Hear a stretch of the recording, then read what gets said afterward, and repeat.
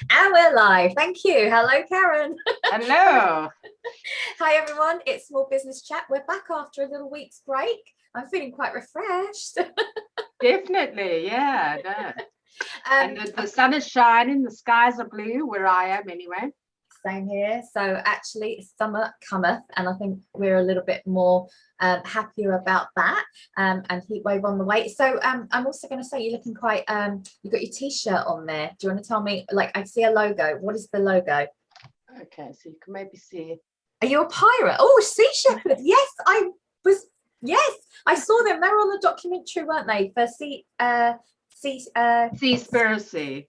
That's it. Yeah. Yes. Yeah, so and it's quite interesting because I discovered things within it. So there's a dolphin and a whale within it, and then that's obviously the staff and then Poseidon's thing, but it's got another little fish in there as well. So when you look at the logo closer, it was actually my nephew last weekend was having a look at it, and he spotted all these things, and he could name all the stuff as well. So I was like, oh wow, cool. But yeah, it was World Oceans Day yesterday. Yes. And it's UK Clothing Poverty Awareness Day today. This is, I think it's kind of a select design shirt, sort of focusing on the sharks, which are really important in the ecosystem of the ocean. And what Sea Shepherd do is in all of their shirts, 100% of the profits goes towards funding Sea Shepherd's campaigns to defend, conserve and protect marine wildlife and the oceans. But they also, all of their suppliers use organic or recycled materials, fair trade, eco-certification, sustainability processes, and also community involvement. So it's just all in one package. And I thought it just fitted it really nice into those two awareness days. So I was like, yay. Plus it's hot, of course. So I thought I'll wear it. Get those arms out. Yeah. Absolutely. No, loving it. I thought you'd sound more pirate, and I've just bought the book Be More Pirate, so I was like, oh, what is this? I do like that as well. I mean, it is sort of like, ooh, when people see that, but yeah. And I mean, but they are pretty hardcore, actually. No, they're awesome. I actually loved watching what they're working. The introduction was in the documentary, but yeah, absolutely loved it. So yes, there you go, introduction to that. Thank you for sharing, because I was quite intrigued. Okay, right. Yeah, we're going to talk some business now. We are actually, yes. So at the moment, we're talking about how to really utilize your experience and expertise with clients and the use of case studies. Now, you do actually a really good job. I've seen you promote the work that you do. And I think because you come at it from a design perspective, but you're able to show the finished product, which is brilliant, and it is what it is. So that and I've seen when you've been showcasing previous clients and their work, like, again, really good opportunity on social media to sort of showcase like your approach. But the reason I wanted to talk about it is I was reading HubSpot's 2020's marketing report, and like 13% of businesses felt that a case study was really useful in enabling them to promote their expertise. And it's like the fifth most popular piece of content, after blogs, etc. And I thought, this is so crazy, because just recently I had two clients who wanted PR coverage, and they had no news, and so I was like, right, okay, well, can we talk about the brilliant work that you do? There's got to be some insights there, trends. And they had nothing. And it was really an internal factor from their clients that they couldn't, from confidentiality point of view, but also a sort of like, there was a barrier there, but there's definitely a barrier there. So I thought, actually, this is a really good point, because there's usually three reasons why you probably won't be using case studies. And it could be, it's probably the skill and the time to do it.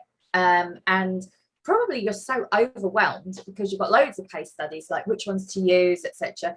I know I've had that so many times where you're like, oh my God, I just choose the choice case studies, and you can always get help there. The second, to either craft it, write it, like have a template, or just a very quick structure, which we're going to go through on this chat, which just to give maybe some ideas and inspiration just to get you going.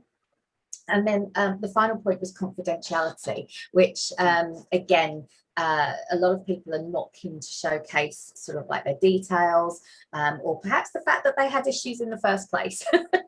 Yeah, and again, I think that there is a real issue with that mindset, because sometimes they're being more protective, like, oh, I don't want to show who I've been working with, or I don't want to show that I've got a problem. But the problem is that, you know, you're showing yourself as someone that's creative, problem solving. You know, you're not, there's, I don't know where this mindset's come from, and really just I wanted think to it is quite old school as well, isn't it? And with bigger companies, I think that people are shifting away more and more as they become more transparent. Yeah. I think if you're finding a solution, I think the best thing is to talk about it if it impacts your business, or if you're showing how you're getting results.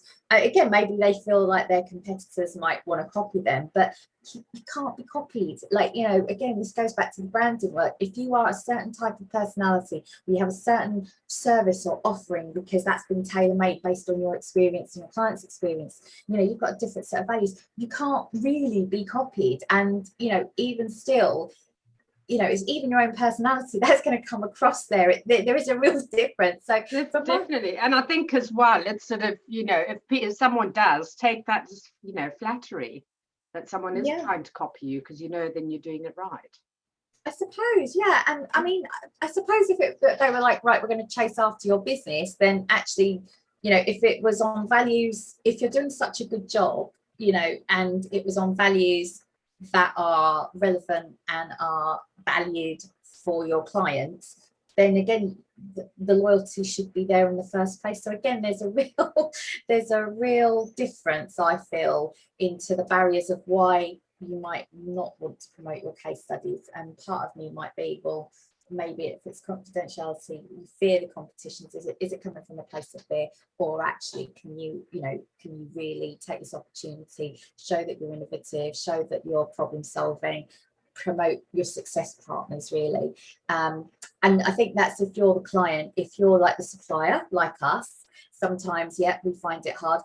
So we're going to talk about confidentiality in a little bit later. I think that's going to be a key one, but let's just talk through. I think for me, when you're reading a case study, and I've got to be honest, I stopped reading marketing case studies in some of the trade titles because it was fluff.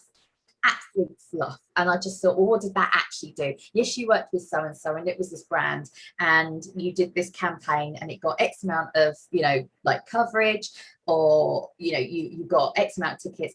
Did that convert? And no one talks about that bit. So I stopped looking at it, and then when I started to do mine, I was super conscious of like, what are the actual results, and I would make sure that I would put those in my case studies. So I mean, I don't know about you. Do you read that? What appeals to you when you're either looking for someone to work with, or when you're writing your case studies? Yeah, I mean, I haven't written sort of full case studies, but what I do when I share them out on social media is I do, you know, either a screen grab of the website, or, you know, sometimes a slideshow. So it's a number of screen grabs of different pages, just turn it into a slideshow so people kind of get an idea about it. And then just kind of say who I worked with, who they are, what they were looking for. Sometimes and then the results according to them. Sometimes you're not getting real tangible results straight away, because obviously there's other work that relies on them getting people to the website and things like that. But if you can showcase the results. So a lot of them sort of like going, oh, you know, I've had lots of compliments on the site, I've had more inquiries, you know, some people have come back and said, you know, we've had sort of 3 times the amount of business as a result of it. So it does differ. So sometimes you might feel like, oh, well, I don't know whether to do a case study because I can't really see any of those tangible results. But you can turn a testimonial almost into one. And sometimes I've done a before and after as well. So this is the website before and why they wanted to change it, and then what the changes they've made, and you can see how that's differed. So I think there's different ways of doing it. I almost see it like a blog that you can repurpose. Like, you know, where you take that content and then you might take the quote, and then you might take the results or the stats or whatever. So we're going to talk about that as well, because again, when we go into the confidentiality like hiccup of it all, how do we get around that? I mean, you've worked in perhaps, you know, again, like for me, I work in different industries. So I start to gain a lot more knowledge about that industry, and I understand where the pain points, the challenges are. So by using that case study to showcase that I have understood it, I've not only understood the client brief, but I've actually understood the case study, you know, the challenges of that industry, and whatever insights and research that I might have come up or discovered, to then use that in smaller posts to highlight that work, that to me would then show other people in that industry, oh, she knows what she's talking about. Yeah. So again, it's, you know, there's so much that you could do with it, and I do feel like it's almost undervalued. You know, it's like, actually, do you realize what you're sitting on here? Because this is the other thing, is that we are not living in an age anymore where you could just turn around and go, look at me, I'm great, I've worked with this client, and the logos, and then that's it. We dig in a little bit deeper as consumers. Whoever either if we're the consumer or our prospective client, they're going to dig in a little bit more. They want to know what you did. Like, oh, I saw that you worked with X. Like, you tell me a little bit more about that. Will be more of a conversation starter, won't it? Definitely, because I've seen sites of, you know, people in my industry or whatever, and they've got logos of, you know, big companies, Vodafone and BBC and Virgin Media, and it's like, okay, but what have you actually done with them? And I think that also comes down to the confidentiality thing, because a lot of them do work through big agencies or something in London or wherever it may be, who then work for that client. So you might just do a small selection of the work. You know, you might do a bit of design work, or you might have some little input on the website, or you might have something to do with a campaign. So I think, you know, that can be quite hard for them to showcase that. But having those logos there, for me now, a lot of it means nothing when I'm looking at something, because I'm just like, well, what did you actually do for that company? And also it kind of makes it, yeah, like you say, it's the experience is great to showcase. So okay, I see that you've had travel experience, or I see that you've got wellness experience, that's great, but doesn't necessarily make you just the best person because you're a specialist. And we've seen that with certain people that have been far more, or certain companies that have been far more creative, but it's their creative approach that's perhaps a different client that they've brought into this new industry that is like, actually we need to shake things up a bit. So again, when I would probably say, when you're looking at a case study, think about how to make it relevant, yes, for your ideal client, but also how it's also relatable to other people. So I could use a food and drink case study of a client, but I could talk about community relations. You know, so I've phrased it as how to build your community up, and I happen to use a food and drink client, or, you know, something in terms of showcasing your, like, positioning you as an authority. So that's how I frame my case studies now. That's really good. That's a really good way of doing it, because you kind of, you're targeting something quite specific. But not only that, I'm just thinking sort of what comes of that is it's things that people might be searching for as well. So from an SEO point of view, you've got those kind of keywords in there that someone might come across. And again, that's another way for people to get into what you do. If they're searching for that, that comes up, they visit your website, and then they want to see more of what you do. So yeah, absolutely, that's really interesting. Yeah. I would also say there's almost like a structure to a case study. I almost like to think of it like an awards entry, because again, it's very hard to win an award if it's fluff.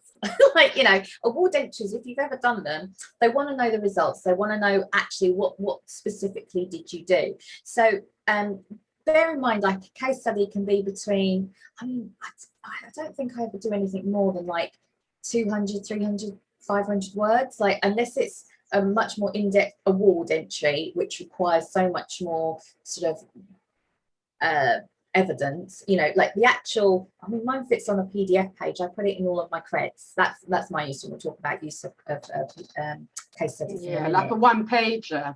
A one-pager, I literally do an introduction as to who the client is, and I make it about the client. I don't make it about me, I make it about the client. And I think that's really important, because it is not, it's about the transformation you're taking your client across. And I think that's so key. A lot of people are chest puffing, thinking, oh, I did this and I worked on here, and look at me, and I'm associated with this brand. But actually, it's a story you're telling about this customer journey that you've helped. So ideally, what is the problem, the challenge that they were experiencing? And again, this is where you introduce your business your character as the success partner in that problem. You know, you're introducing another character, which is you, and therefore it's like, right, how did you work together? Or maybe what was your input? Like, what is it that you decided, actually we're going to approach it like this? A lot of people just don't. It's like, we just ran XYZ. And, you know, why did you run, like, what was it that made you think, actually, this would be really good? Most people don't even cover that off. They just say, oh, we delivered an email campaign, or we delivered a, you know, PR campaign. But when I really like the case studies that I read, was actually, we realized using data that this was actually a crucial customer point, or this was a trend that this customer liked. So then we developed this campaign based on this data. That to me is so much more effective than just saying, oh, we ran a campaign and we got loads of press coverage. And it's like, well, straight away you've told me that you've really thought about like your approach. You know, it hasn't been fluffy. It's been far more strategic. And actually, I like the creative campaign that's come out of that. Makes a world of difference, doesn't it? Definitely. And I think it is, it's you know, it's the struggle, it's sort of how you help them with it, and then, you know, what is the result? And the same goes for asking for testimonials. Well, you can ask them just 3 simple questions. Well, that's the way I've done it. Sort of like, so what were you struggling with before? How did you feel, you know, before you started working? You know, how have you found the process? I mean, it's not the exact question off the top of my head. You know, how did you find the process of working, etc. And then sort of, you know, what is the result? How do you feel afterwards now that it's been done? And what, you know, what are you finding? How has it changed or impacted you, or something like that? And it's a really good just a basis to get, you know, then you can flesh that out obviously into a case study, but it's a really good guideline to people, because it's quite simple for them to answer those questions rather than go, oh, I've got to write a testimonial. What do I write about? And then that's it. And that's why you quite often, when you just ask people for a testimonial, you'll wait months to get it. Exactly. And actually, so what I would say is, in the results section of that case study, I would actually ask, if you can get key data. Like, again, data is king. Like, you know, did you see an uplift in website traffic? Did you see any conversions? Did you see uplift in social media? You know, when you promoted it, like, you know, what was the response? You know, bounce rates, you know, or you know, how quickly were signups? Did you get many questions out of it?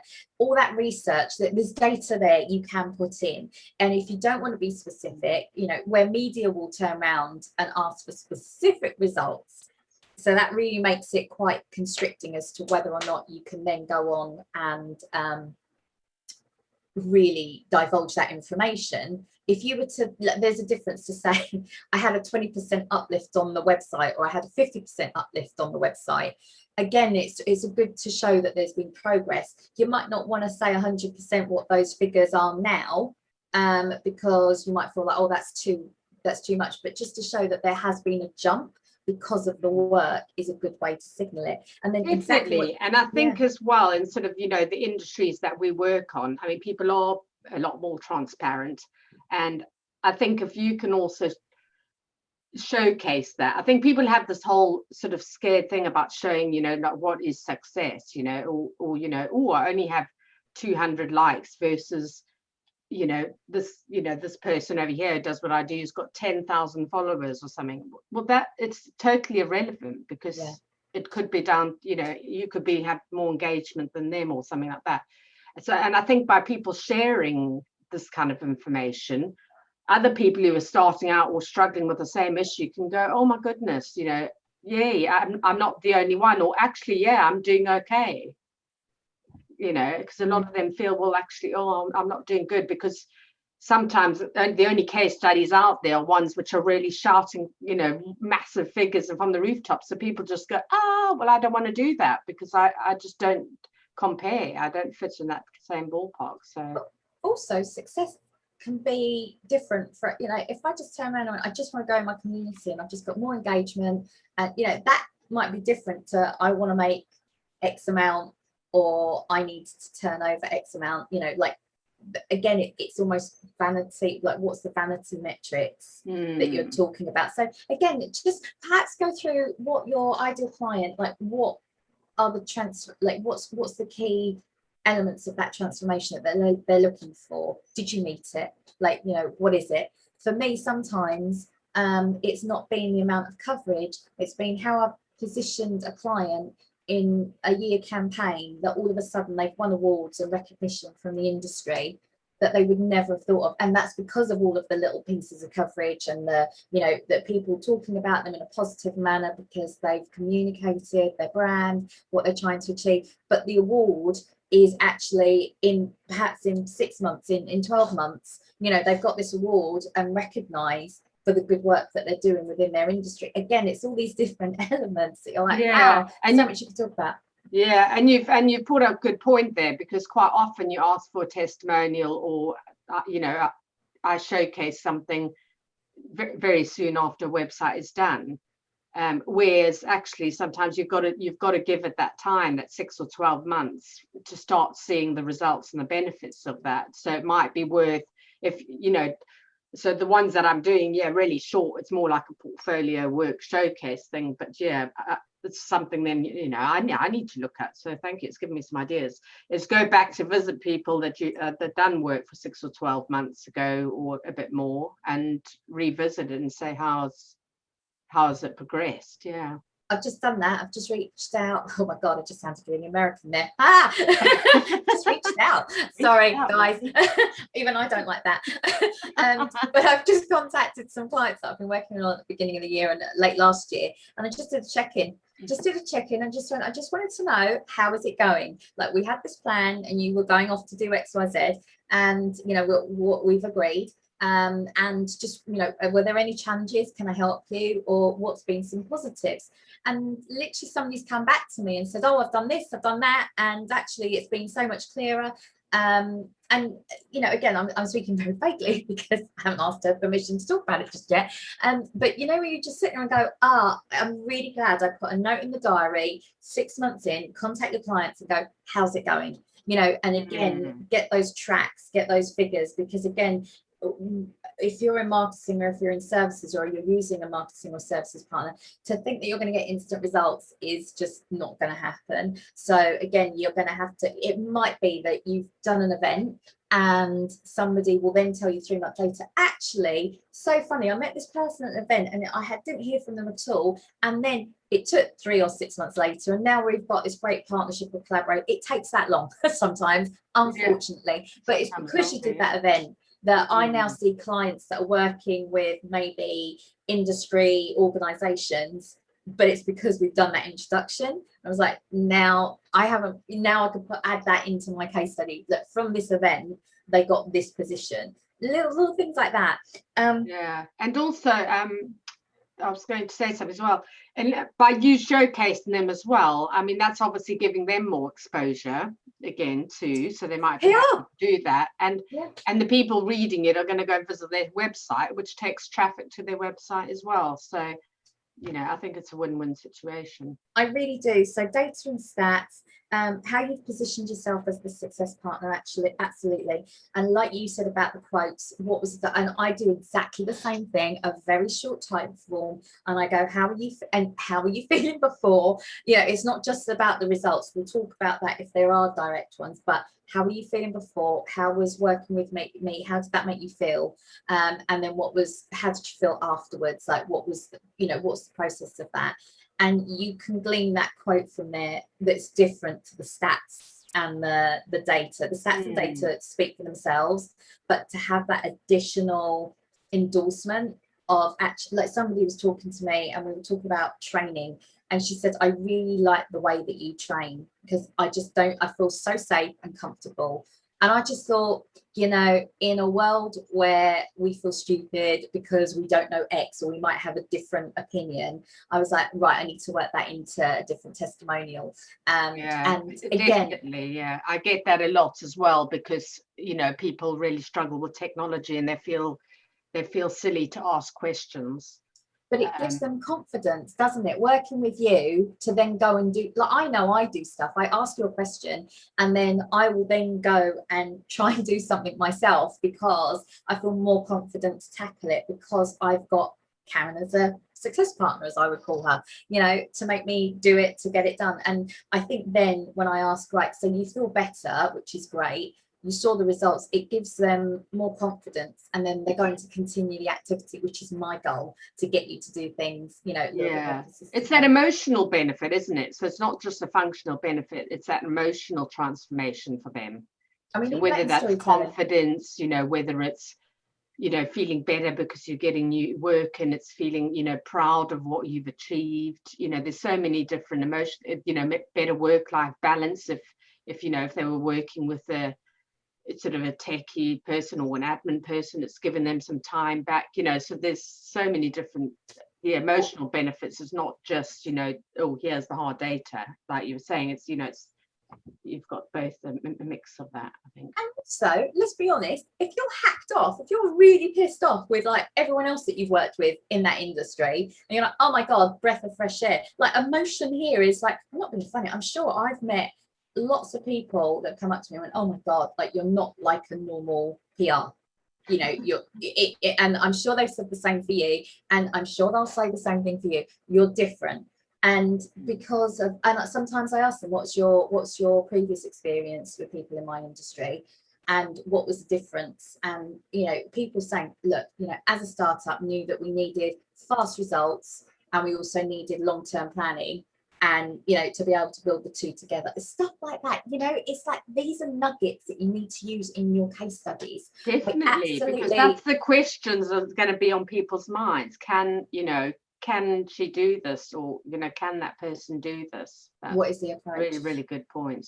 Oh my god, I'm looking at the time. I should be writing this down, but I'm going to have to watch the replay. And then the other thing that I'm like, let's talk about confidentiality. That it would be lovely if you could say, I want to work with, like, I've worked with brand X, it's brilliant, you know. I've got to say, sometimes that will walk on the page, you know, for a journalist to use you, but the reality is, and you know, again, this is something that I've encountered quite a few times, and in fact it actually prompted me to do this chat, because I was like, oh, enough already, like, you know, we need to get this message out. So a few aspects on confidentiality, if they're adamant. So we've both done this, we've put this in our contracts, haven't we? Our letters of agreement will say we can talk about the work. Now, I have to approve my case studies for any stats. I would never divulge that without the client specific approval, but I can say that I've worked with them and I can showcase them as a client. But if it was for more in-depth case studies, like yours is great because you've got something very visual, but if it got into the point of, right, can we talk about stats, then yes, you would need to get approval.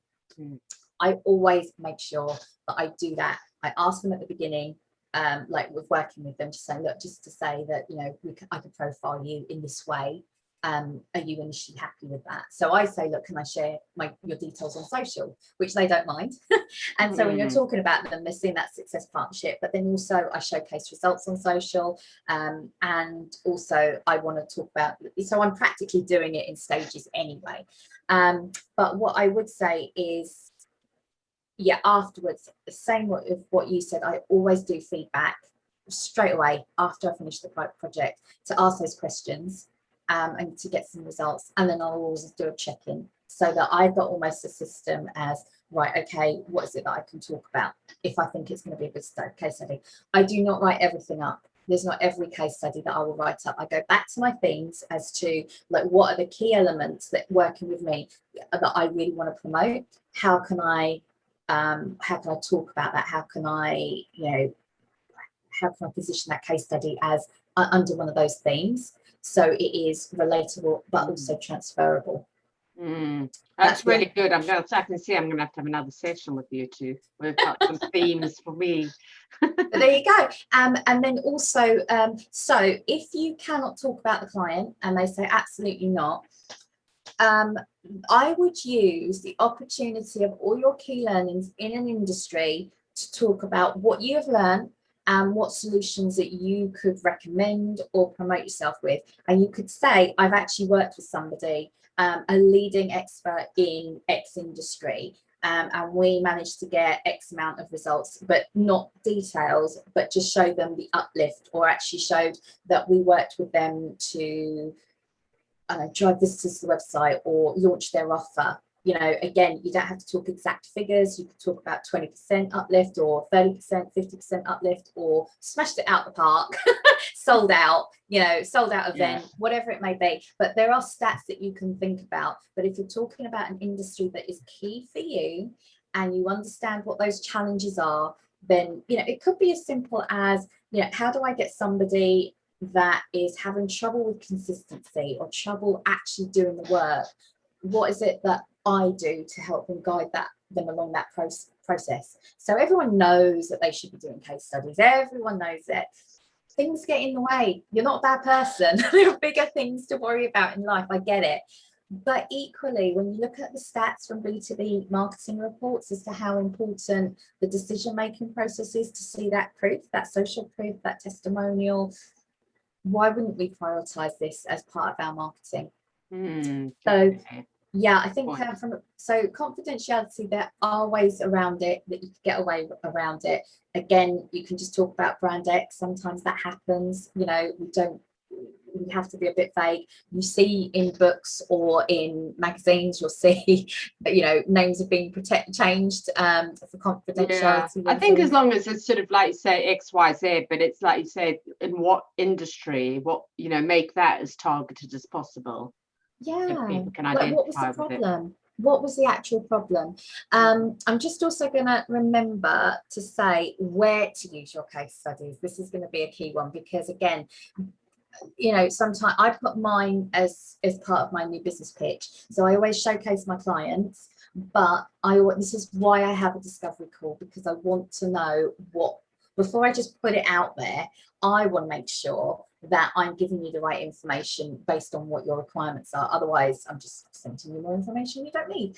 But so PDFs, downloadables, you can put them on the website. Again, I think if it's someone like you where it's creative, I want to see some of those creative campaigns, because I know you can't replicate that for me, because I can't say I want exactly something like that, but it just shows a certain style. So I think that's a really good option. You can talk about it in blog posts, social media, video testimonials. Like sometimes I'm loving like the case studies that are on there, like this is the work that we did. Again, use it for PR. This is where this conversation first started. It's like I use case studies, but bear in mind they want to dig deeper. They'll want the brand names, they'll want the stats. But if you can't do it, see already a whole load of places that I've showed you where you could use it in your marketing, your business documents, newsletters, and also remember you might be writing a book one day. You know, it's like you're using case studies in all of those marketing collaterals. So just to bear that in mind. Definitely. Brilliant. Lots of good stuff there. Thank you. Oh my God, I know. I'm hoping, like I said, I like to listen to like clients and what they need. And yeah, sometimes my heart breaks when you're a supplier and you can't use great case studies, because I know you're awesome. And it's like, yeah, but we need to tell the world, and just to say, oh, look at me, I'm great, isn't enough. So what elements of that could you bring into your marketing, and also, you know, to get, and again, remember, like you're attracting new clients, you're you know, you're showcasing your expertise, you're profiling you, and if you know, I genuinely find that people say, oh, I you know, and lots of people read it, but it might be that it could be, oh, I've just seen you've worked with X, I've got another client. That's happened. Sometimes that happened, you know, you just don't know who's watching. So exactly, and it does. I think it's something I learned on a LinkedIn course a long time ago, was sort of showing how you worked with one person, the results you got is far more likely to convert than just going, oh, well, here's my package. Yeah, absolutely. So hopefully you have found that of value.